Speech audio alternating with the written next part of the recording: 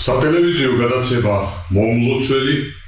მოგესალმებათ ძვირფასო მეგობრებო და მოგახსენებთ რომ ეს არ არის მხოლოდ გადაცემისთვის როგორც იტყვიან, არამედ ის არსობრივი მნიშვნელობის სატელევიზიო ეთერია, რომელიც ეძღვნება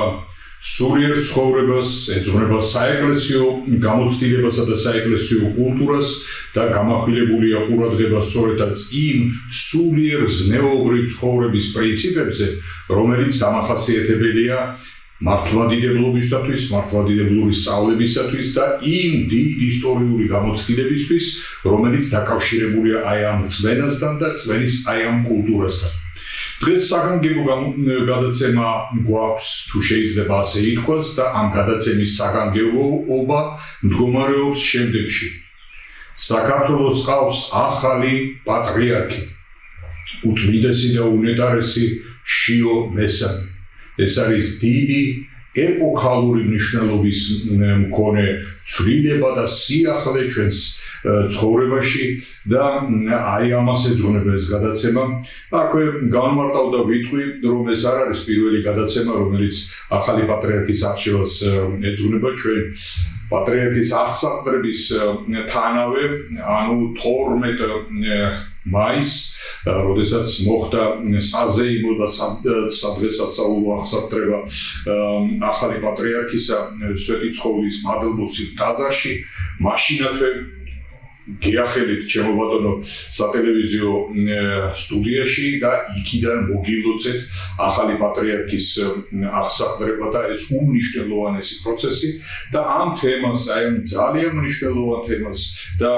ეპოქალური შემთხვევით არ მიხსენებია სწორედაც ეპოქალური მნიშვნელობის მქონე თემას, კვლავაც უბრუნდები და კვლავაც უძღვნით გადაცემას, რამე თუ აქ იმდენად ბევრია სათქმელი და იმდენად ბევრი რამ არის რაც ყურადღების გამახვილებას საჭიროებს, რომ აუცილებლად უნდა ვისაუბროთ და ვისთან უნდა ვისაუბროთ, თუ არა ისეთ კეთილგონიერ მაყურებელთან, როგორიც თქვენ ბრძანდებით, ჩემო ძვირფასო ტელემაყურებლებო, და მე თქვენ მოგიაზრებთ, როგორც ამ გადაცემა მომლოცველის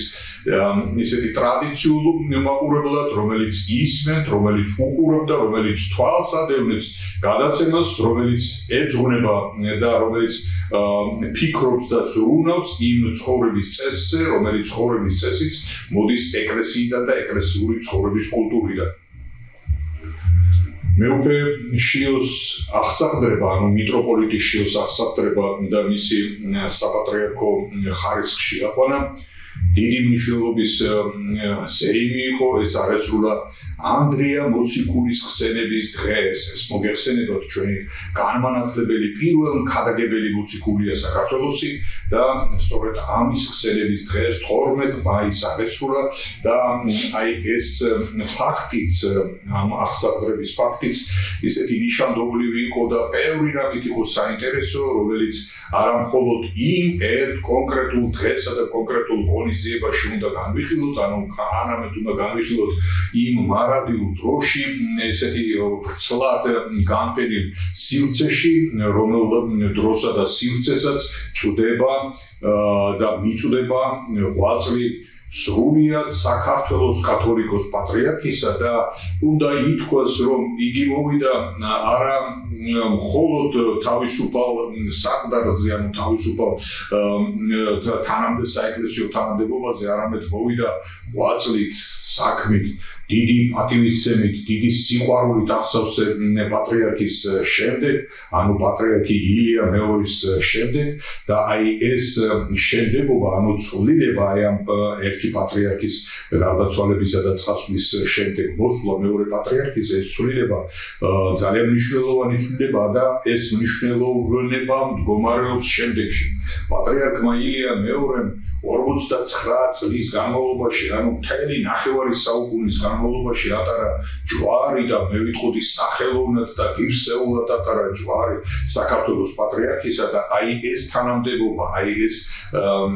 სულიერი ღვაწლი იმდენად მრავალ საფეხურზე აიყვანა, იმდენად განსაკუთრებული რეზონანსი შეძინა ამ ყველაფერს, რომ ამისი მიღება, ამისი გათავისება და ამ ყველაფრის გაძღოლა იოლის საქმე ნამდვილად არ არის და ეს ეს არ არის იური საქმე, ვის თუ არა უპირველეს ყოვლისა მოეხსენება მიტროპოლიტ შიოს, რომელიც დღეს უკვე უწმიდესი შიო გახლავთ, როგორც პატრიარქის მიმართავთ ხოლმე და აი მოეხსენება რა ხაზგასმით აღნიშნავს იგი იმას, რომ დიახაც ყვაწლმოსილი პატრიარქის შემდეგ აგრძელება ამ ესეთი ყვაწლისა და ცხოვრების წესისა არ არის იური, მაგრამ აი ეს უნდა შეამსუბუქოს და ეს სიმძიმე აი ჯვრისა უნდა შეამსუბუქოს და გარკვეულწილად უნდა შესაძლებელი გახადოს იმ ერთ საერთო სულიერმა სულისკვეთებამ, რომელიც საქართველოში უნდა მომწიფდეს პატრიარქთან მიმართ დამოკიდებულებაში, მის თანადგომასთან მიმართებაში და აქვე ვიტყვი, რომ პატრიარქმა შიო მესამემ ბრძანა, რომ ილოცეთ ჩემთვის, ეს ამბიონიდან განაცხადა, ილოცეთ ჩემთვის და თხოვა იქ შეკრებილ საზოგადოებას, რომ ილოცეთ ჩემთვის და ეს ძალიან მნიშვნელოვანი განცხადებაა და მინდა აი ამ განცხადებაზე თქვენი ყურადღება გავამახვილო, რა სიტყოდა პატრიარქი, რა იყო. ილოცეთ ჩემთვის ეს ქრისტიანობაში საკმაოდ მიღებული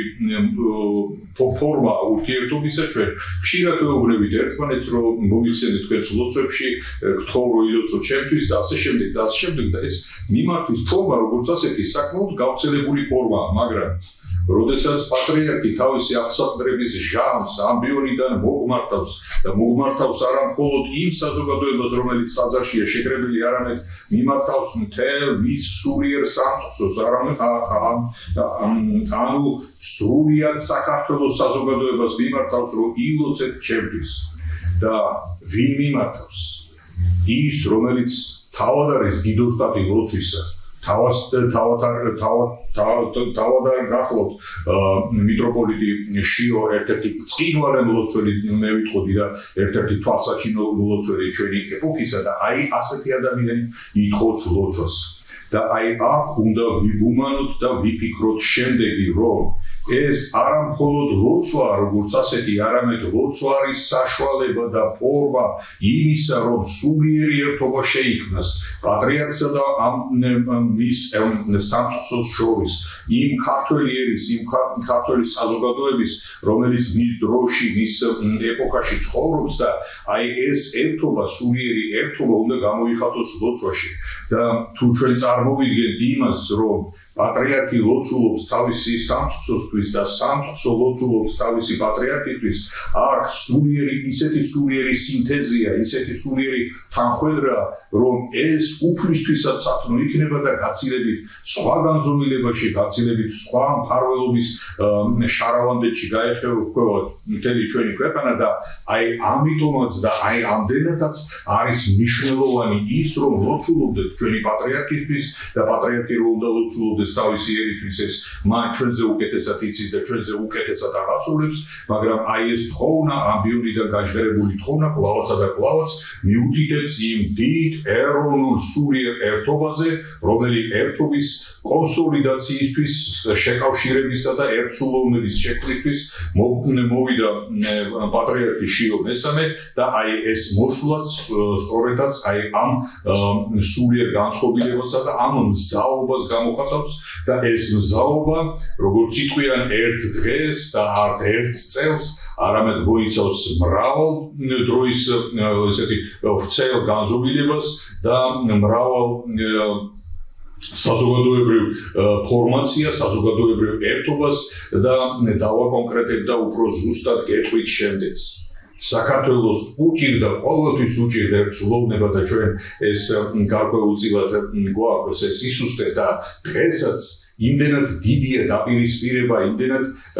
მრავალია ინტერესი ამ დაპირისპირებისა შიგნითაც, საქართველოს შიგნითაც, გარედანაც, საქართველოს საზღვრებს მიღმაც, დიდია ზრუნვა, დიდია მცდელობა და დიდია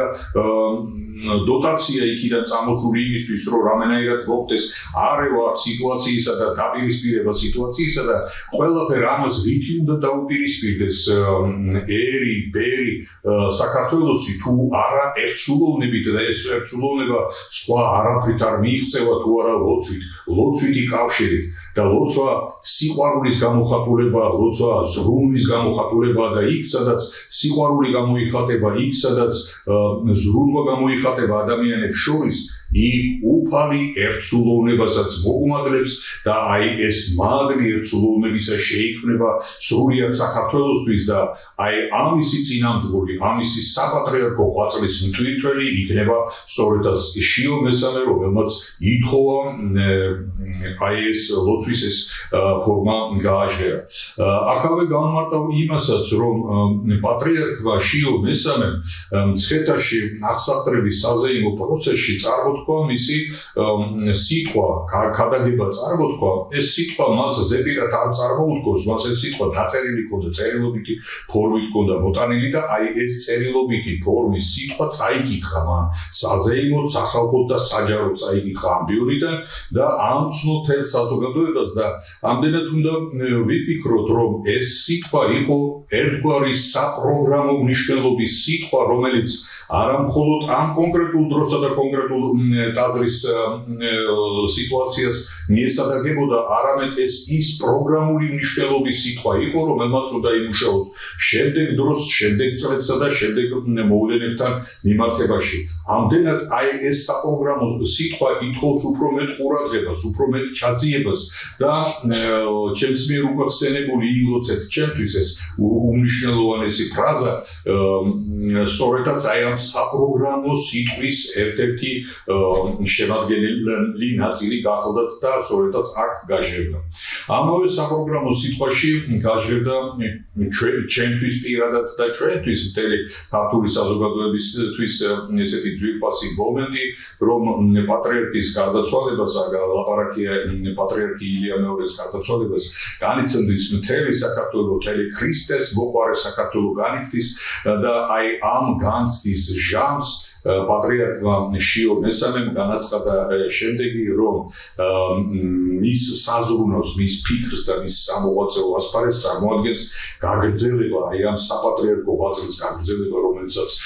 ილია მეორე ქადაგებდა და რომელიც ილია მეორე უწევდა, აი ამისი გაგრძელება და დაცვა იმ სულიერი პრინციპებისა და იმ სულიერი კულტურისა, რომელსაც იგი ამკვიდრებდა და რომელსაც იგი ემსახურებოდა. აი აქ უნდა ვიფიქროთ შემდეგი, რომ აქ არ გვექნება საქმე რევოლუციურ ცვლილებებთან, არ გვექნება საქმე როგორც მტერს უნდა მოდერნიზებასთან, ეკლესიური ცხოვრების მოდერნიზებასთან და მის რაღაც სახეცვლილებასთან, არამედ გვექნება იმ ფუნდამენტური ფასეულობების მიმართ ერთგულებასთან და იმ დაცვასთან, იმ სულიერი ღირებულებებისა და იმ ზნეობრივი ღირებულებებისა, რომელიც ეკლესიაში იყო, რომელიც ეკლესიაში დღესაც არის და რომელიც აუცილებლად უნდა იყოს ეკლესიაში, მაგრამ ეს მყოფობა, ეს თავისთავადი მომენტი არ არის და ამას სწორედაც ღვაწლი ჭირდება და ამ ღვაწლისთვის მზაობა განაცხადა პატრიარქმა შიო მესამემ და გამოხატა ის, რომ იგი იქნება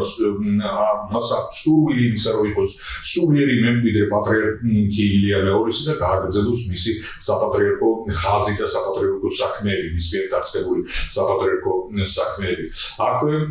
მან ძალიან კარგად მიუთითა და გაამახვილა ყურადღება იმაზე, რომ პატრიარქი ილია მეორემ დაამკვიდრა მესამე შვილის მონათვლის ფაქტი, მონათვლის წესი, ასე ვთქვათ და ეს წესი, როგორც წესი, ესე მხოლოდ წესად არსებული წესი კი არ არის, არამედ ეს ის წესია, რომელმაც უდიდესი და უმნიშვნელოვანესი შედეგი გამოიღო, რამე თუ პატრიარქმა უკვე 50,000-ზე მეტი ბავშვი მონათლა და ეს პირდაპირ არის დაკავშირებული აი ამ წესთან და აი ამ ესეთი ფორმასთან, ამ ტრადიციასთან, რომელიც ილია მეორემ შემოიტანა და აი ამისი გაგრძელებაც ისურვა პატრიარქმა შიო მესამემ და ამასაც მიაქცია ყურადღება, რომ სასურველია ეს იმდენად პოზიტიური, იმდენად მნიშვნელოვანი წესი დაამკვიდრა ილია მეორემ, რომ სასურველი ეს წესი მომავალშიც გაგრძელდეს და ამას მომავალშიც მიექცეს ყურადღება. და ეს მხოლოდ წესად არ არის, ამ წესის მიღმა დგას ჩვენი დიდი სისუსტე დემოგრაფიული სიმცირისა და აი ამ დემოგრაფიულ სიმძირეს ბერმა, პატრიარქმა და ეკლესიამ როგორ უნდა უშველოს თუ არა სწორედაც აი ასეთი სტიმულირების ფორმით, სწორედაც აი ასეთი შეშველების ფორმით, სწორედაც ასეთი შეხსენების ფორმით, როგორც ნათლობაა და რაოდენ დიდი ბედნიერებაა, რომ შენი შვილის ნათლია არის არა ეს კარგი ადამიანი და არა ის კარგი ადამიანი, არამედ პატრიარქია სრულიად საქართველოსი ნათლია შენი შვილისა და გამომდინარე აქედან ნათლია შენი ოჯახისა. და აი ეს წესი, რომ პატრიარქობის ნათლი, პატრიარქთან ნათლი მირონობის ვითი კავშირის დამყარება გამოთქვა პატრიარქმა შიობესავენ გამოთქვა სურვილი, რომ ეს კვლავაც გაგრძელდება. აქვე ყურადღება იყო გამახვილებული განათლებაზე და განათლების მომენტი ისეთი ფრაგმენტულად ახსენა. აქვე გამართა, რომ სიტყვა, რომელიც წარმოთქვა უწმინდესმა და უნეტარესმა შიობესავენ, ეს არ იყო ვრცელი პროგრამული სიტყვა, რომელიც მოიცავდა ყველა სფეროს და ყველა ასე თუ ისე მნიშვნელოვან პროცესს, მიმდინარე პროცესს ჩვენს ქვეყანაში, ეს იყო საკმაოდ ესეთი კომპაქტური, შეკრული ესეთი სიტყვა, ანუ ქადაგება, რომელიც შეეხო ძირითად მომენტებს და აქცენტები გაკეთდა ძირითად მომენტებზე და არ ყოფილა სიღრმისეული გაშლა ამ მომენტებისა და აი ამ მცირე სიტყვაშიც და კომპაქტურად წარმოდგენილ მცირე ქადაგებაშიც კი ყურადღება გაამახვილა განათლებაზე და განათლება ის ასეთი ყურადღების გამახვილება განათლებაზე მიანიშნებს მის პრიორიტეტულობას, მის განსაკუთრებულობას, რამე თუ საქართველოში ყოველთვის იყო განათლება ესეთი ყურადღების სფეროს წარმოადგენდა და ყოველთვის იყო ყურადღების ქვეშ და ეს დღესაც ასე რჩება და ჩვენ შეიძლება ითქვას, რომ ესეთი მოაზროვნე, ინტელექტუალურად მოაზროვნე და განათლებული ერი ვართ. ეს განათლების ხარისხი რამდენად მაღალია, ეს სხვა საქმეა და ესეც ვიცით, რომ ამაში მოვიკოჭლებთ, მაგრამ ის რომ დიდია მიდრეკილება, რომ განათლებული იყოს ჩემი შვილი, მისი შვილი, ყველა ოჯახში განათლების კვალი ეთქობა, ყველა ოჯახს განათლების კვალი ეთქობოდეს, ეს არის არა მოდური აკვიატება ჩვენი ხალხისა, არამედ არის ერთგვარი სწრაფვა და მიდრეკილება იმ ეროვნული კულტურისკენ, რომელი ეროვნული კულტურაც ცხადდება და სახიერდება განათლებასთან მიმართებაში და ამ შემთხვევაში, როგორც გითხარით, განათლებაც იყო ხსენებული. მხოლოდ აქ პატრიარქმა შიო მესამემ განათლება დააკონკრეტა და ისეთი მიზანმიმართულად გაამახვილა ყურადღება, რომ ეს არ უნდა იყოს ლიტონი განათლება. ლიტონ ცოდნაზე არ უნდა იყოს დამყარებული ეს განათლება და ეს განათლება დამყარებული უნდა იყოს სულიერ ფასეულობებზე და ქრისტიანულ სიყვარულზე.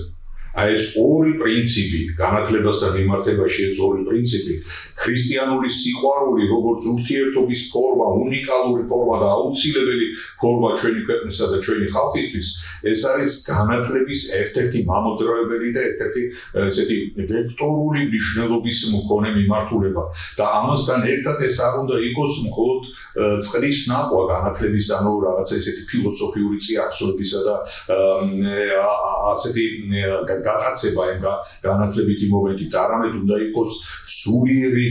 ფასეულობებზე დამყარებული განათლება და თუ კი ეს მართლაც სულიერ ფასეულობებზე დამყარებული განათლება იქნება, აი განათლება როგორც ასეთი, მაშინ შეიძენს თავის არსობრივ მნიშვნელობას, რამე თუ სიტყვას დაუკვირდეთ, როგორი ფილოსოფიური, როგორი ღრმააზროვანი სიტყვაა, რომ განათლება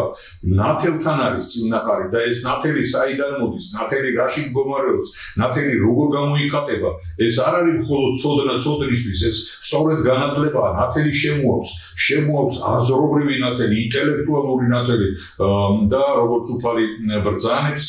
სიტყვა იგი იყო ღმერთი და ღმერთი იყო სიტყვა და აი ეს სიტყვა, ანუ სიტყვის კულტურა, განათლების კულტურა შემოდის ღმერთით და ღმერთი არის ნათელი ყველა ამ ცოდნისმიერი, ამ სიტყვისმიერი კულტურისა, საიდანაც მიისწრაფეს ქართველი ერი და ამ შემთხვევაში სწორი ვექტორი იქნა და სწორედ იქნა გამახვილებული ყურადღება პატრიარქის მიერ საპროგრამო მნიშვნელობის სიტყვაში. და აქვე უნდა ვთქვა, რომ მთელი ეს აღსაყდრების პროცესი იმდენად მაღალი ემოციური განცდისა და მაღალი ემოციური მუხტის მქონე იყო, რომ თვით პატრიარქ შიო მესამესაც კი თვალში ცრემლი ჩაუდგა აი ამ პროცესის ჟამს და გარკვეულ პერიოდში აი ეს შეემჩნდა და ეკრანზეც ტელევიზიები ჩართული იყო და როგორც იტყვია ყურადღების ქვეშ ის იყო როგორც პირველი პირი იმ დღისა და ეს აისახა ეკრანზეც აისახა შემდეგ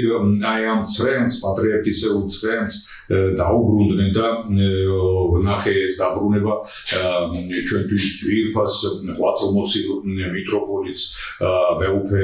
მაღალ ყოვლადუს სამღვდელოს მეუფე დანიელ დათუაშვილს როგორ ჩაეძიენ და აი პატრიარქის ცრემლზე რა სიტყვით და რაღაცა და მიტროპოლიტმა შიომ ძალიან კარგად განმარტა მნიშვნელობა პატრიარქის ამ ცრემლისა და ეს სრულიად დამაკმაყოფილებელი და სრულიად მისაღები არის საზოგადოებისთვის. მეორეს მხრივ მე ვიტყვი რომ ამ საზეიმო განწყობილებას ესწრებოდა უამრავი ხალხი ტაძარში არ იყო ტევა როგორც იტყვიან გადაჭედილი იყო სვეტიცხოვლის ეს უზარმაზარი ტაძარი ხალხით ასევე სავსე იყო ეზოსა და ამ ტაძრის ეზო სადაც დადგმული იყო დიდი ეკრანები და ამ ეკრანზე და გახმოვანებით ხდებოდა ჩვენება და ტრანსლირება შიგნით მიმდინარე იმ საზეიმო ლიტურგიისა და ხალხი აი ამ ფორმით იყო ჩართული აი ამ მსახურებაში ამ აღსაყდრების საზეიმო მსახურებაში ამ ფორმით იყო ჩართული და აი ამ დიდ საზოგადოებაში მე როგორც თანამონაწილე და მომსწრე ამ პროცესისა ძალიან კარგად შევამჩნიე რომ ძალიან ბევრ ადამიანში გაგვთა ცრემლი სიხარულისა, ცრემლი ბედნიერებისა, ცრემლი ზიაწეული განწყობილებისა და აი ეს ცრემლიც იმდენად სახალხო, იმდენად წმინდა და იმდენად halali იყო, რომ გულწრფელად გამეხარდა და გულწრფელად მესიამონა და შორს რომ არ წავიდეთ აი ამ ცრემლის როგორც იტყვიან პირველ პირი და სუბიექტი მეც გახდით ჩემო ძვირფასო ტელემაყურებლებო და ეს იყო როდესაც გამოაბრძანეს ისტორიული გვირგვინი საქართველოს პატრიარქებისა ეს ძალიან მნიშვნელოვანი და მე ვიტყოდი ძალიან ლამაზი გვირგვინია რომელიც ესეთი თუ გაიაზრებ ამ გვირგვინის ისტორიულ მნიშვნელობას და თუ როგორი პატრიარქების თავსარქმელი გახდათ ეს გვირგვინი აი ამას თუ გავიაზრებთ თუ გავითავისებთ უნდა ვიყვარდეს და უნდა გვეძვირფასებოდეს ეს საპატრიარქო გვირგვინი და როდესაც გამოაბრძანეს ეს საპატრიარქო გვირგვინი როგორც იტყვიან ისტორიული მნიშვნელობის გვირგვინი და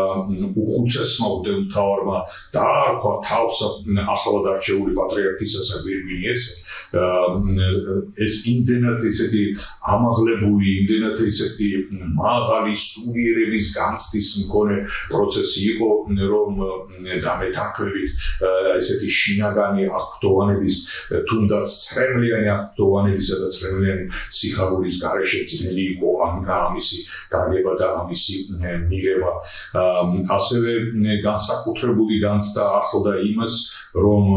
მე როგორც უკვე ვახსენე აი ამ ლოცვის დიდოსტატმა და პატრიარქმა და უპირველესმა სულიერმა მოძღვარმა ჩვენი ერისამ რომ ითხოვა რომ ილოცეთ ჩემთვის ეს იმდენად დიდი მნიშვნელოვანი განაცხადი იყო რომ ამასაც როგორც იტყვიან აი შინაგანი სულიერი აღფრთოვანების გარეშე ვერ მიიღებდი და ვერ მოისმენდი და აი მთელი ეს აღფრთოვანება ეს სულიერი ზიაწეული განწყობილება ახლდა ყველაფერ ამას და ეს კვლავაც მეტყველებს იმაზე რომ ეს არ იყო ერთი ღონისძიება ერთი შეკრება და ერთი საღვთო ლიტურგია ეს იყო დიდი საპროგრამო მნიშვნელობის მქონე პროცესი რომელ პროცესაც უნდა მოყვეს უამრავი სიკეთე უამრავი სიმშვიდე დიდი სიყვარული და დიდი განცდა და დიდი თავდადება ქვეყნისა ჩვენისა და იმ საღვთო ცხოვრებისა რომელიც საღვთო ცხოვრებისკენაც მოგვიწოდებს ჩვენი დედა ეკლესია აქვე უნდა ითქვას შემდეგი, რომ საზოგადოება დაინტერესებულია უამრავ ისეთი უმნიშვნელო ფაქტით, რომ ამ ფეხბურთელის ცხოვრებით, ამ მსახიობის ცხოვრებით, ამ პოლიტიკოსის ცხოვრებით და ბევრი ნიუანსი იცის მასთან დაკავშირებით და ამ დროს შეიძლება საკმაოდ ცოტა იცოდეს მისთვის მლოცველი და მისთვის მოღვაწე პატრიარქისთვის და ამ შემთხვევაში შიო მესამისთვის, უწმიდესი შიო მესამისთან მიმართებაში შეიძლება ნაკლები იცოდეს. მე არ მაქვს ახლა პრეტენზია იმისა, რომ სრულ ბიოგრაფიულ მომენტს წარმოგიდგენთ მისას, მაგრამ მინდა თქვენთან ერთად გავიაზრო ის რამოდენიმე საეტაპო მნიშვნელობის ბიოგრაფიული მომენტი, რომელიც მის ცხოვრებაში არის ასახული და მისი ცხოვრება შეეხება. მეუფე შიო გაიზარდა, დაიბადა დედაქალაქში და ის იყო დედაქალაქის ესეთი წარჩინებული ოჯახის შვილი. თუ შეიძლება ასე ითქვას, ელიტარული ოჯახის შვილი, სადაც განათლება, საზოგადოებრივი მდგომარეობა, პირადი გავლენები და პირადი ნაცნობობა და პირადი ურთიერთობები იმდენად მაღალ დონეზე იყო, რომ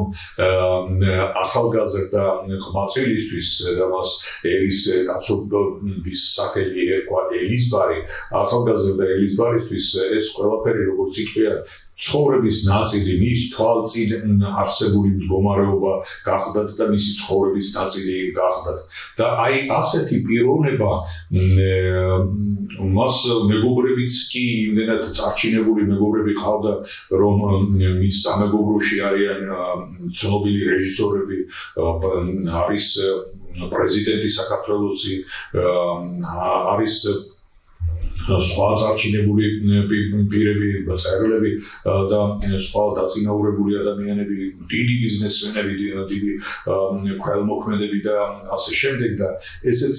მეტყველებს იმაზე, რომ მისი სამეგობრო იყო ის ჯანსაღი აზროვნებისა და ჯანსაღი მიდრეკილების მქონე სამეგობრო, სადაც ტრიალობდა აზრი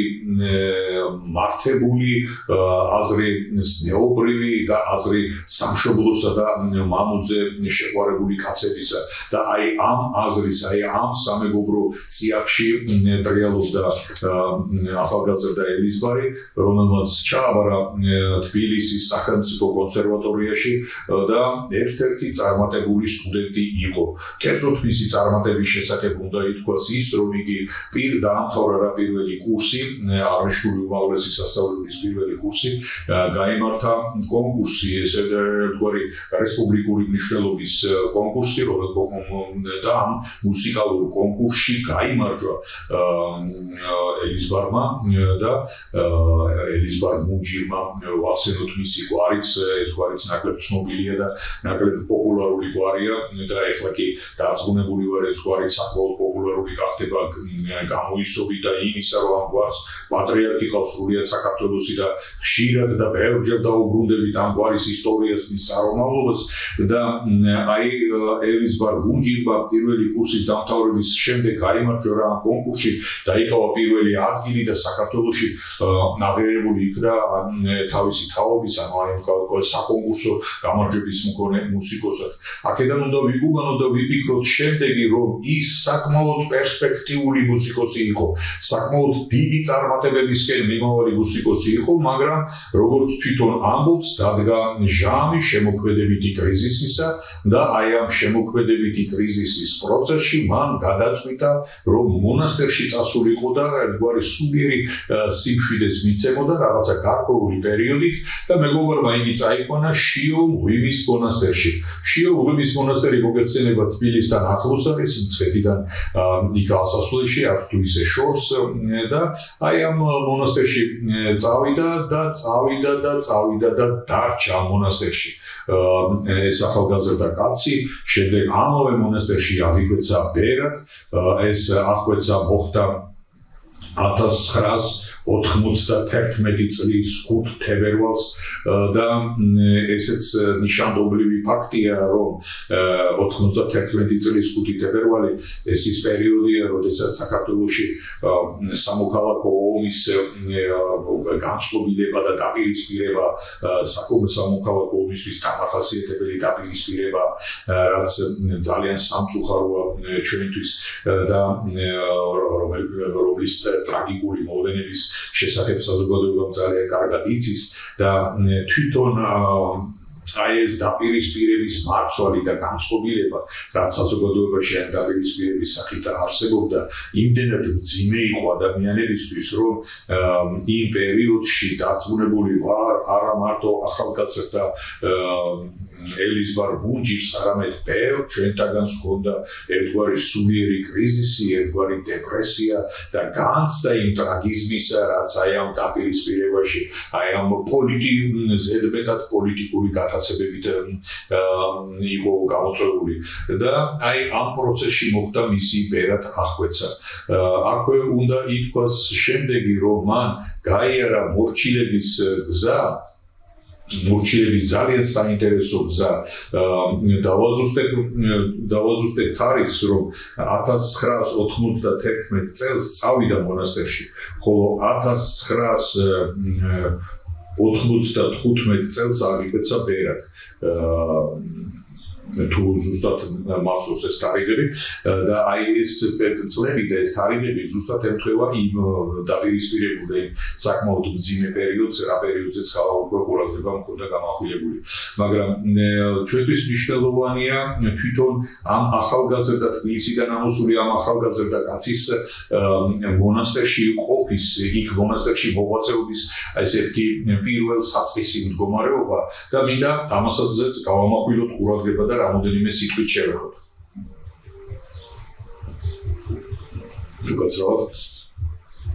და კერძოდ ელიზბარ ბუნჯის მონასტერში პირველი მორჩილება, როგორც ასეთი, ჰქონდა ტრაპეზრობა. ანუ ტრაპეზრობა და ვისაც გამოცდილება გვაქვს სამონასტრო ცხოვრებისა და ვიცით ის მონასტერში არსებული საძმოსთვის დამახასიათებელი სიყვარული, რომელიც სამონასტრო ცხოვრებისთვის არის დამახასიათებელი და ესეთი თანამდები, ძალიან კარგად ვიცით, რას ნიშნავს ტრაპეზრობა, როგორი მზრუნველი უნდა იყოს შენ საძმოზე, როგორ უნდა ცდილობდე, რომ საძმო დააპუროს, საძმოს უმასპინძლო და საძმოს მოემსახურო და რაოდენ დიდი სათნოება არის ჩადებული ამაში. ჩვენ ვიტყვით ტრაპეზრობას და ეს მხოლოდ რაღაცა ესეთი ფუნქციური დატვირთვა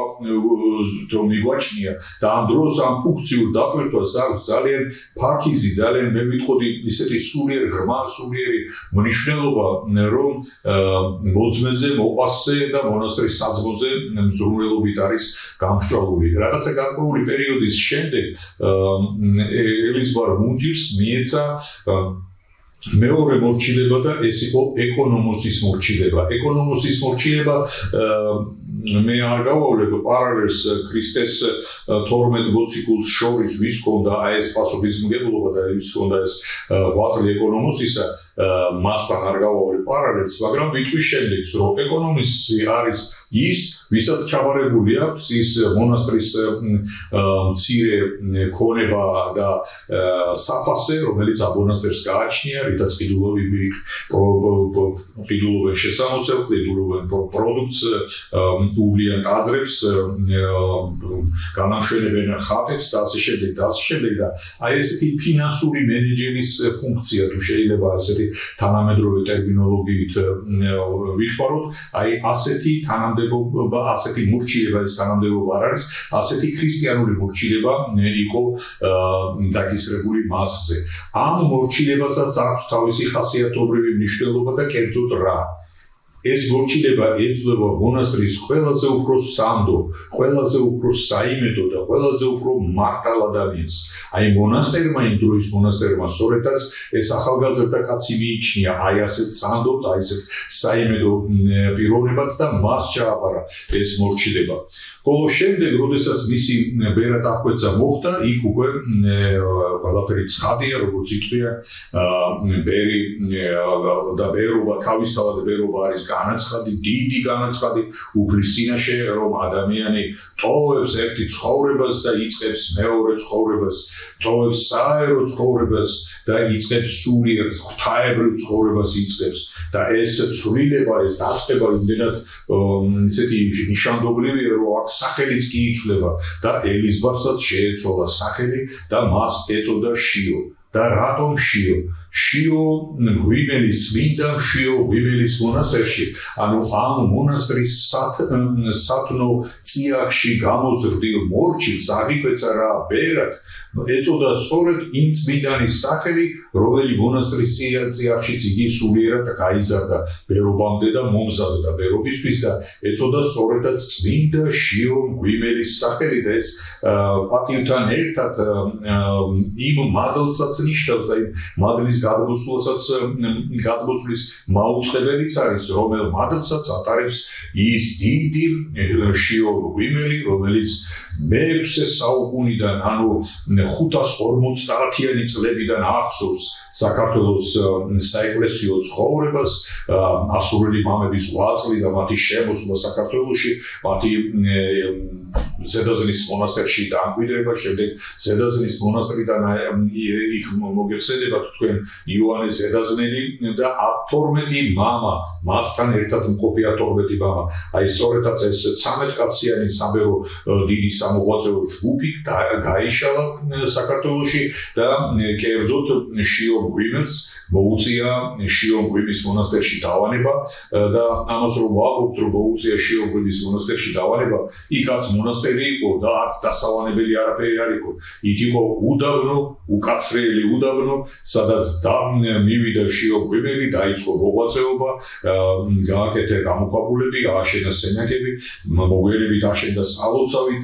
და დაიწყო დიდი სამონასტრო ცხოვრება, რომელიც სამონასტრო ცხოვრებაც პირდაპირ და უშუალოდ არის დაკავშირებული წმინდა შიო ღვიმელის ცხოვრებასთან და მას შექმნა კერა და მე ვიტყოდი ერთ-ერთი უმნიშვნელოვანესი სამონასტრო კერა საქართველოს მონასტრებს შორის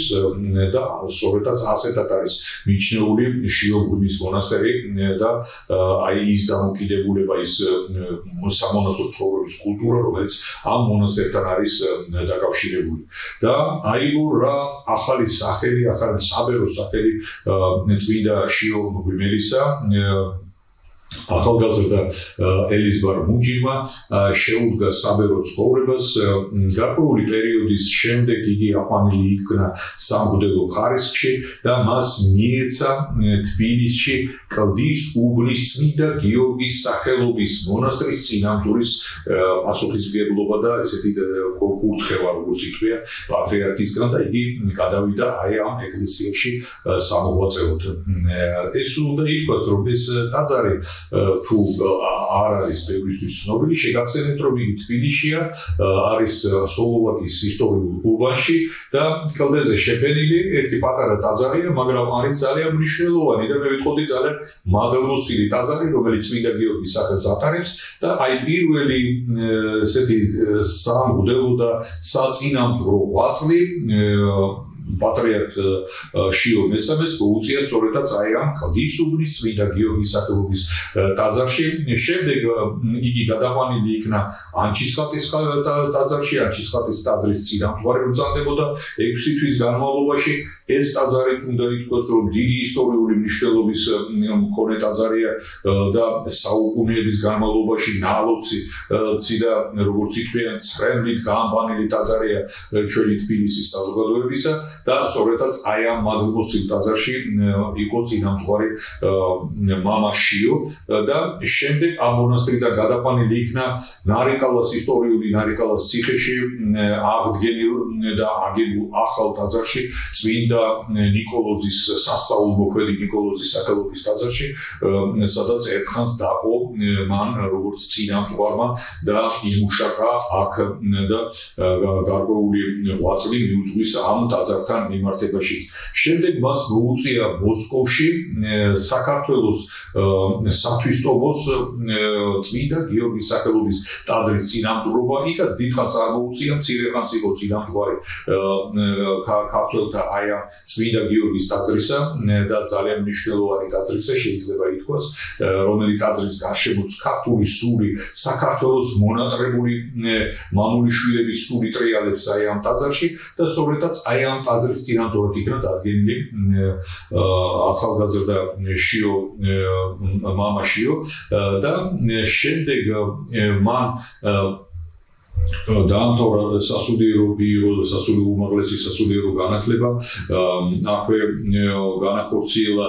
სამეცნიერო კვლევა და დაიცვა დისერტაცია ამ მასში სულიერი განათლების თეოლოგიური განათლების კუთხით და შემდეგ ხდება მისი გამორჩევა მღვდელმთავრად და დადგინება ხდება სენაკისა და ჩხოროწყუს ეპარქიაში და მივიდა რა სენაკისა და ჩხოროწყუს ეპარქიაში ამ ეპარქიის თვალსაჩინო წმინდანი ბრძანდება ღირსი მამა ალექსი შუშანია, რომელიც ერთ-ერთი გამორჩეული მამა, თავისი ღვაწლით გამორჩეული მამა და მას მოუწია ლაპარაკია წმინდა ალექსი შუშანიაზე, მას მოუწია ღვაწლის საეკლესიო და სამონასტრო ღვაწლი მაშინ, როდესაც საქართველოს წაართვეს ესეთი დამოუკიდებლობა და მას ეგზარქოსული მმართველობა დაუდგინეს, როდესაც დაიწყო თქვარი ესეთი სულიერი დევალვაცია თუ შეიძლება ასე ითქვას და ესეთი დაკნინება სარწმუნოებრივი კულტურისა და ესეთი გაუცხოება საზოგადოების გაუცხოება ეკლესიასთან, სწორედაც აი ამ პერიოდში, აი ამ რთულ პერიოდში და ძნელ სამოღვაწეო ასპარეზზე იდგა მამა ალექსი შუშანია და მისი ღვაწლი 1995 წელს საქართველოს წმინდა სინოდმა განიხილა და მიიჩნია წმინდად და წმინდა ალექსი შუშანია შერაცხული იქნა წმინდანად და უნდა ითქვას, რომ იგი გარდაიცვალა 1923 წელს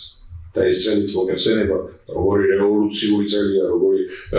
საქართველოსთან როგორი წითელი არმიის ბოგინი და თარეშია საქართველოში და აი ამ დროს გარდაიცვალა ალექსი შუშანია და იქიდან მოყოლებული ასე როგორი დუმილი და როგორი ესეთი უჩუმარი დამოკიდებულება იყო აი ამ დიდი და ღვაწლმოსილი მამის მიმართ და მისი გამორჩევა მოხდა 1995 წელს და აი მას შემდეგ გაბრწყინდა ღვაწლი მისი და მიუბრუნდა ცნობიერება კიდევ უფრო მეტად ეხლა დავიწყებული იყო ასე თქმა, რა თქმა უნდა, არ იქნება სწორი, ვინც დაინტერესებულია ეკლესიით და ვინც დაინტერესებული იყო ალექსი შუშანიას საეკლესიო ღვაწლით, მან ძალიან კარგად იცოდა ამ წმინდა მამის შესახებ, მაგრამ მისი სიწმინდის აღიარება მოხდა საკმაოდ დიდი ხნის შემდეგ, ანუ როგორც უკვე ვახსენეთ 1995 წელს და გამოხდა აი ამ აღიარების შემდეგ გამოხდა 7 წელი და ამ 7 წლის შემდეგ იქ მიდის ახალგაზრდა მღვდელმთავარი მეუფე შიო მუნჯირის სახით და ის ჩაუდგა ამ ეპარქიას და ჩაუდგა რა ეპარქიას არა მხოლოდ მმართველობის, არა მხოლოდ ესეთი სულიერი წინამძღოლის, არამედ იმ ტრადიციების, იმ სულიერი მემკვიდრეობის გაგრძელების სულისკვეთებით მივიდა მღვდელმთავარი შიო მუნჯირი თავის ეპარქიაში, ლაპარაკია სენაკისა და ჩხოროწყუს ეპარქიაში და უპირველეს ყოვლისა გაითავისა ღვაწლი წმინდა ალექსი შუშანიასი. უფრო მეტიც მიტროპოლიტმა შიომ დაწერა რა სამეცნიერო დისერტაცია, დაიცვა რა სამეცნიერო დისერტაცია. ეს დისერტაციაც არ ყოფილა რაღაცა ზოგადი თეოლოგიური ხასიათისა, ის კონკრეტულად წმინდა ალექსი შუშანიას ღვაწლს, მის სულიერ მემკვიდრეობას, მის და აი ამის კვლევას მიუძღვნა ეს სამეცნიერო ნაშრომი, რომელიც წარმატებით იქნა დაცული და რომელიც მიღებული და გაზიარებული იქნა იმ თეოლოგთა მიერ, რომელსაც ხელით იფებოდათ ამისი შეფასება, ამის დადასტურებაც და ის სამეცნიერო ხარისხის მინიჭებაც, რომელიც მიანიჭეს ახალგაზრდა მღვდელმთავარს. აი ასეთი პიროვნება მოვიდა საქართველოს საპატრიარქო მმართველობის, ანუ საქართველოს საპატრიარქო საყდრის მსახურად და აი ასეთი პიროვნება გაუძღვება ჩვენს სულიერ ცხოვრებას. მე მანიშნებენ, რომ ჩვენი საეთერო დრო ამოიწურა და ამავე დროს მახსენდება ის, რომ რამდენი რამ არის საქმელი და რამდენ რამეზე არის გასამახვილებელი ყურადღება და სატელევიზიო გადაცემა მომლოცველი დიახაც არის ის სატელევიზიო ეთერი, რომელიც აი ამ თემას კვლავაც დაუბრუნდება, კვლავაც გააგრძელებს საუბარს აღნიშნულ საკითხთან მიმართებაში და დარწმუნებული ვარ, ძალიან ბევრი საქმე, ძალიან ბევრი ღვთივსათნო და სულიერებით ესეთი გაშენთილი და სულიერებით ახსავს ეს საქმე იქნება სასაუბრო, რომელსაც საქმესაც წარმოაჩენს უწმინდესი და უნეტარესი სრულიად საქართველოსი შიო მესამე და რომლის სახელსაც დაუკავშირდება მთელი ის ღვაწლი, რომელიც ხვალ ზეგ და მომავალი ჩვენს სამომავლო ცხოვრებაში ექნება ადგილი ჩვენს ქვეყანაში, ჩვენს ერში და გვიხაროდეს ჩემო ძვირფასოს ტელემაყურებლებო, რამე თუ კარგი მღვდელმთავარი მოვიდა საპატრიარქო ტახტთან, ახალგაზრდა, ენერგიული, ინტელექტუალური, მაღალი საზოგადოებრივი წრისა და მაღალი საურთიერთობო კულტურის